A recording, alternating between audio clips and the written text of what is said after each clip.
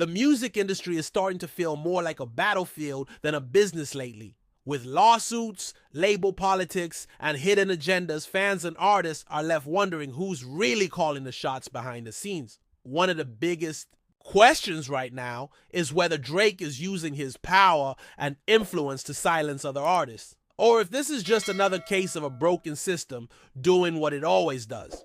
It all started heating up again when Pusha T and his brother Malice, also known as the legendary rap duo Clipse, announced that they have a new album coming out next month. That's a huge deal because it's been 15 years since their last one. Fans of real hip-hop have been waiting a long time for this moment. But now, their return is caught up in the middle of something much bigger. And what started as a simple comeback album has turned into a storm of controversy involving Drake, Kendrick Lamar, lawsuits, and possibly censorship at the highest levels of the music industry. In a recent interview with GQ, the Clipse opened up about what's been happening. GQ, which is now often used by older artists during their album rollouts, didn't hold back in their questions. Of course, they asked about the ongoing legal drama between Drake and Kendrick. When asked about it, Pusha T didn't go on a wild rant like some might have expected. Instead, he kept it honest and real.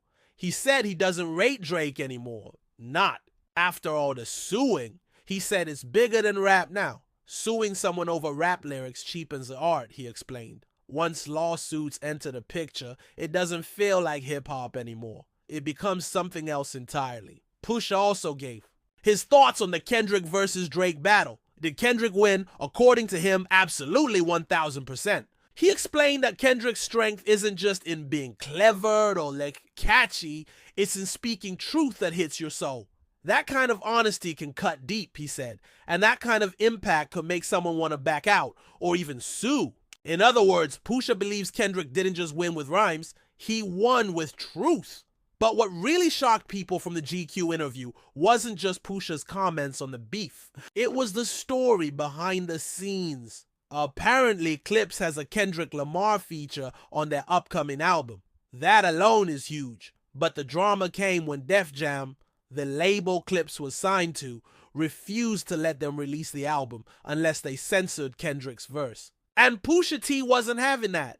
He said there was no way he was going to ask Kendrick to change anything. The label pushed back. They told him to remove the record completely. Still, he refused. So after a month of back and forth, a lawyer at Def Jam named Steve said they would just drop Clipse from the label. That might sound like a nightmare, but it actually turned into a blessing in disguise. Since Pusha was also signed as a solo artist to Def Jam, they had to drop him too. That gave Clipse full freedom to take their album somewhere else. And where did they end up?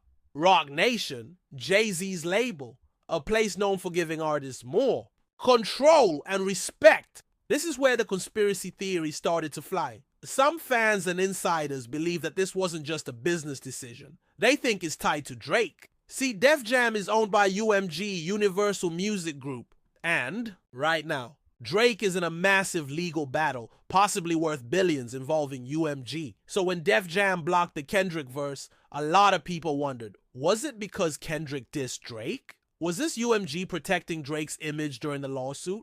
Even though no one has officially heard the Kendrick verse yet, rumors say it didn't even include a direct diss. But when you're in the middle of a billion-dollar lawsuit, even the slightest mention can feel risky. Just the fact that Kendrick and Pusha are both on a record together might have been enough to spook the label.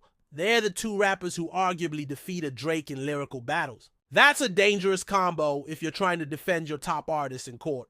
Joe Budden also weighed in on the situation. On his podcast, episode 831, he didn't hold back. He said Def Jam hasn't been Def Jam in years. He even joked about calling it Def Jam because they don't listen to artists anymore.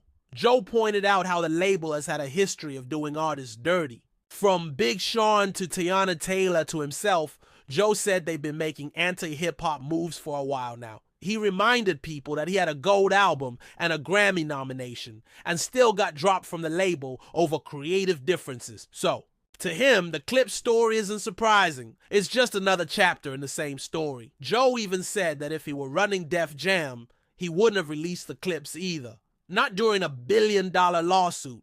He said this isn't about music anymore. It's about business. When you're facing massive legal risks, you're going to do whatever you can to protect your company, even if it means shelving great music. But Joe also admitted that Def Jam did the right thing in one way.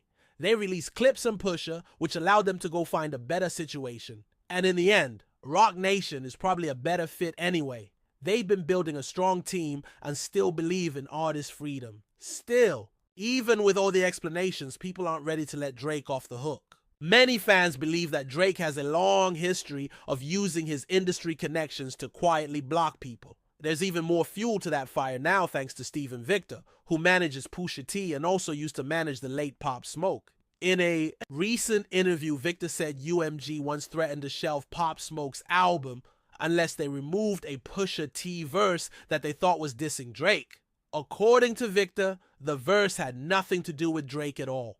But UMG insisted they change it or else they wouldn't release the album. That's wild. It raises serious questions about free speech in music. If an artist can't even include a verse from another rapper without getting told to change it or risk having the whole project shut down, then who's really in control? And how far are labels willing to go to keep their top stars protected? In Drake's case, it's looking more and more like UMG has had his back in ways that fans never knew.